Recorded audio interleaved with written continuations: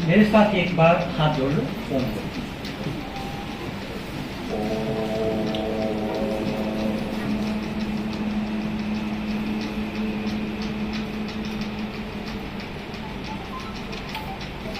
हरदेव जोशी राजकीय कन्या महाविद्यालय आज अपने विद्यार्थियों के साथ कई विषयों पर संवाद कर रहा है, लेकिन इस मंच से सूचना दी गई, नाटक खेला गया। महाविद्यालयों का सबसे महत्वपूर्ण काम है विचार देना। जब कभी भी राजा दशरथ किसी संकट में फंसते थे तो वे गुरु वशिष्ठ के पास जाते थे। गुरु पूर्णिमा का महत्व तो आपको इससे पता चलेगा। राजा चल करके गुरु के पास जाते थे कि हमारी समस्या का समाधान बताइए। आज भी देश एक बहुत बड़े संकट से गुजर रहा है। वह संकट है वाणी की विकृति का। संस्कृत का एक श्लोक कहता है, वाणी एका सम अलंकरोति।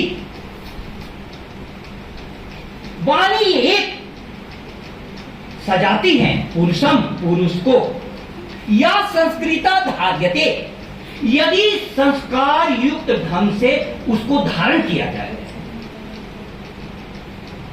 एक वाणी, एक वाक्य ने महाभारत की नींव रख दी। दुर्योधन गया था युधिष्ठिर के राजसूय यज्ञ में, और वहां वह यह समझकर कि यह स्थल है, गिर गया क्योंकि वहां पानी था। और सामने खड़ी द्रौपदी ने कहा कि अंधे का पुत्र अंधा ही होता है। इसके कारण दुर्योधन ने चीरहरण का प्रयास कर करके बदला लिया। वाणी पर हमारी संस्कृति ने बहुत अद्भुत काम किया है। इसीलिए उस लाइन को फिर से बोल दो, वाण एका समलं करोति पुरुषम या संस्कृता धार्यते।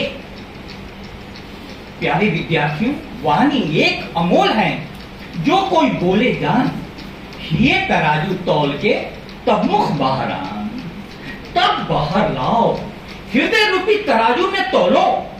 यही वाणी तुम्हारे लिए बोला जाए तो तुमको कैसा लगेगा? आंदोलन करना हम सभी का हक है, लेकिन जंतर मंतर पर आंदोलन के बाद जिस प्रकार से युवा पीढ़ी ने माननीय प्रधानमंत्री जी के लिए अपशब्दों का प्रयोग किया है, अमर्यादित वाणी का प्रयोग किया है, मुझे रातों को नींद नहीं आ रही। क्या तुम गुस्से में अपने मां बाप को, अपने आदरणीय जनों को गाली दोगे? प्यारे विद्यार्थियों, आज इस राष्ट्र के समक्ष ही नहीं, समाज के समक्ष यह चुनौती है, और इस पर महाविद्यालयों को बहुत ही गंभीरता पूर्वक एक संदेश समाज तक और राष्ट्र तक पहुंचाना होगा। मैं तुम्हें उदाहरण देता हूं। प्रश्न हमारी संस्कृति में उठाया जाता था। कठोपनिषद में 7 साल का बच्चा नचिकेता अपने 70 वर्ष के पिता से पूछता है कि पिताजी, आपने मुझे कहा था कि दान में सबसे अपनी प्रिय वस्तु दी जाती है, लेकिन आप तो दान में बूढ़ी गायों का दान कर रहे हैं, जो न दूध देती है न कुछ करती है। पिता नाराज हो गए। बार बार उसने कहा कि आप कैसी गायों का दान कर रहे हैं, क्या यह दान है? अंत में पिता ने उसको श्राप दिया कि मृतवे ददामी। उसने पूछा कि आप मुझे किसको दे रहे हैं? मैं आपका पुत्र हूं, मैं आपका प्रिय हूं।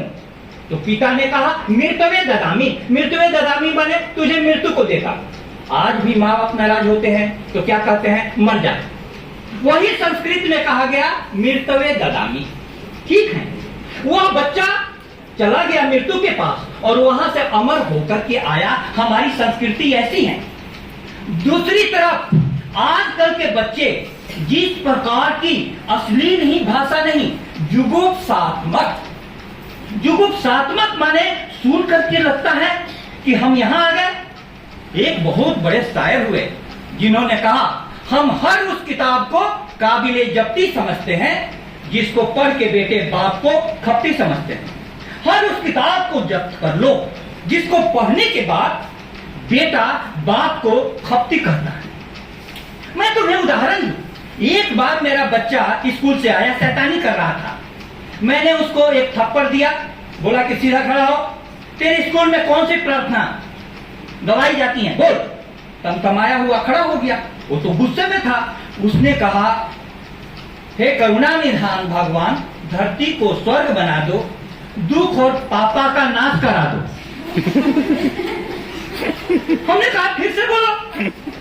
हे करुणा निधान भगवान, धरती को स्वर्ग बना दो, दुख और पापा का नाश करा दो। मैंने कहा, डायरी लो। डायरी में लिखा हुआ था, दुख और पापों का नाश करा दो। हमने बोला कि पापों को पापा क्यों बोल रहा है?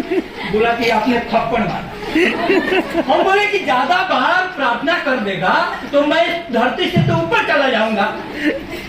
अब क्रोध में था, उसने अपना क्रोध प्रकट किया। प्रकट करने के तरीके होते हैं, लेकिन उसी की जगह पर मुझे वो गंदी गाली दे देता, कैसा लगता? सोचो जरा, सोचो मेरे प्यारे विद्यार्थियों, यह शिक्षा की दुर्दशा ने हमारी संस्कृति को विकृति की हद तक पहुंचा दिया। आज आपको शिक्षालय में कितनी अच्छी बातें सिखाई गई, सारी सूचनाएं दी गई, और ये जो कहा जा रहा है, आप अपनी वाणी के द्वारा कल आप माता पिता के घर से अपने ससुराल जाएंगे और वहां कोई आपका जान पहचान नहीं। कौन संबंध बनाएगा? आपकी वाणी। इसलिए मैं आपको कहना चाहता हूं, बात कहनी हो अगर सख्त भी, कितनी भी कड़ी बात कहनी हो, बात कहनी हो अगर सख्त भी, नरमी से कहो। लफ्ज कांटों की तरह दिल में खटक सकते हैं। जगमगाने पर न इतराएं, सितारों से कह दो, रोशनी पाए तो जर्रे भी चमक सकते हैं। यह नाटक खेला गया, इसके द्वारा एक संदेश दिया गया।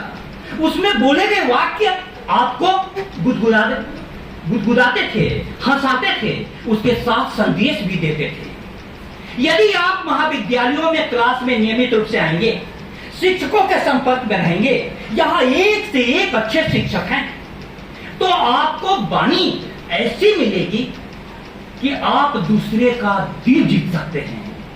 मैं कहना यह चाहता हूं कि उन रीलों को देखो, तुम्हें शर्म आ जाएगी।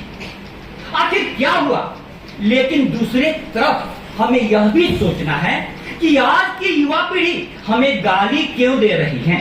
अपने तरफ भी तो सोचना है, अपने भी तो हम तो सोचेंगे, यदि बच्चा हमसे नाराज है तो हमको गाली क्यों दे रहा है। तो मैंने कविता लिखी थी, उस कविता के साथ मैं अपनी बात समाप्त करूंगा। कविता ध्यान से सुन लेना। पापा सुबह सुबह पाठ पढ़ा रहे थे कि सदा सत्य बोलो, तभी बाहर से आवाज आई, कृपया दरवाजा खोलो। पापा ने बगल वाली खिड़की से झांक कर देखा, था कोई चीर परिचित किंतु अनोखा। तात धीमे से कान में आकर फुसफुसाए और मैं बाहर जाकर बोला, वो तो रात से घर नहीं आए। प्रेम पूर्वक रहो और मधुर वाणी बोलो, पिता द्वारा पढ़ाया जाने वाला यह दूसरा पाठ था। किंतु तब तक इस पढ़ाई से मैं हो चुका बोर और विश्राम था। जब 3-4 बार में भी मुझसे यह पाठ दोहराया नहीं गया, पिता से खुद को आपे में ठहराया नहीं गया। उन्होंने झट से एक चाटा गाल पर जड़ दी, बोले, गधे तूने तो हद कर दी। मैं चाटा खाकर जोर जोर से रोने लगा, किंतु कुछ सोच, यह मन मेरा खोने लगा। सदा सत्य बोलो पाठ के बाद पिता मुझसे झूठ बोलवाते हैं। प्रेम पूर्वक रहो और मधुर वाणी बोलो के बाद गाल पर चाटा जमाते हैं। सच झूठ प्रेम चाटा का रिश्ता समझ नहीं पड़ता, इस कोमल मस्तिष्क में यह कहीं से नहीं उतरता। इसलिए हे भगवान, मैं उधेड़ बुन में पड़ गया हूँ, तेरी दुनिया का नन्हा फूल खिलने के पहले सड़ गया हूँ, खिलने के पहले सड़ गया हूँ। आज यदि बच्चे सड़ गए हैं, हम बड़ों की जिम्मेवारी है। हम बच्चों को यह नहीं बोले कि बेटा सदा सत्य बोलो, उसके बाद कोई दरवाजे पर आए तो जाकर कह दो पापा घर में नहीं है। बेटा प्रेम पूर्वक रहो और चाटा देकर के बोले शांति से बैठ करके पढ़ो। कभी पढ़ेगा? तो हम में भी सुधार की जरूरत है।